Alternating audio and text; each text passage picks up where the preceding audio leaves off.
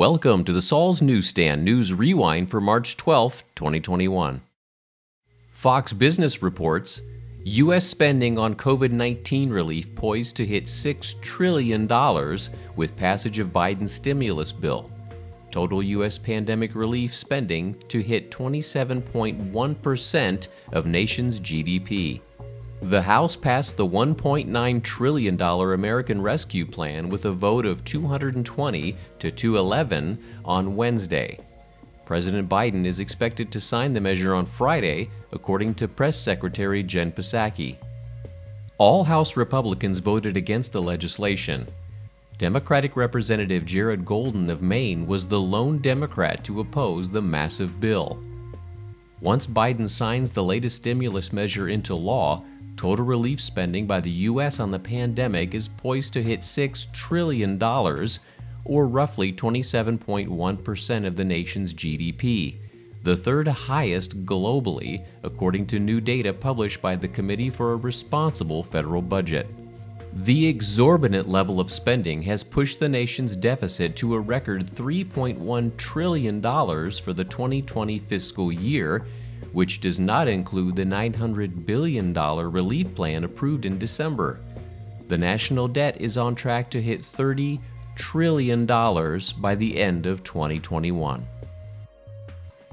An article from The Federalist states, 15 insane things in Democrats' H.R. 1 bill to corrupt elections forever.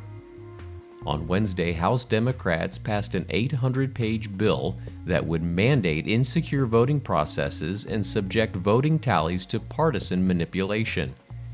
It's a slap in the face to half of Americans, including many Democrats, who believe the 2020 election was riddled with fraud and errors, largely due to the rapid expansion of mail-in balloting and other suspensions of state election laws.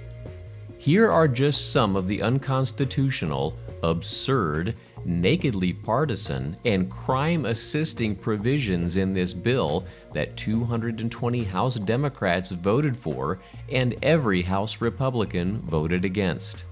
One of the provisions mandates mail-in ballots and 10-day delay in election results. The bill mandates universal mail-in balloting and requires states to wait 10 days after Election Day for any outstanding tranches of ballots to be suddenly discovered in Democrat-run strongholds, or rather, allow all ballots to arrive. You can read the astounding rest of the list by clicking on the link in the description below. And finally, another article from The Federalist reports, Joe Biden can't remember who his Secretary of Defense is. President Joe Biden appeared to forget who his Secretary of Defense was Monday during a White House event promoting two female generals on International Women's Day. So I want to thank you both, and I want to thank the former general. I keep calling him general, but the guy who runs that outfit over there. I want to make sure we thank the Secretary for all he's done to try to implement what we've just talked about. The president's missteps have plagued him since jumping into the crowded campaign for the Democratic nomination in the spring of 2019. And stop your boast about never being seen that what you can do anything. You always talk about your ability to negotiate. Barack and I think it's a right for people to have bad health care. I'll lead an effective strategy to mobilize true international effort to pressure. COVID has taken this year, just since the outbreak, has taken more than 100 years. Look, here's the lives. When you think about it, more lives this year than any other year for the past 100 years. Last fall, the Democratic nominee's slip-ups became frequent as Biden made more appearances on the campaign trail following a summer in which he remained largely in his Delaware basement.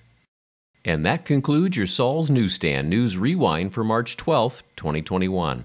For more political news faster, visit saulsnews.com.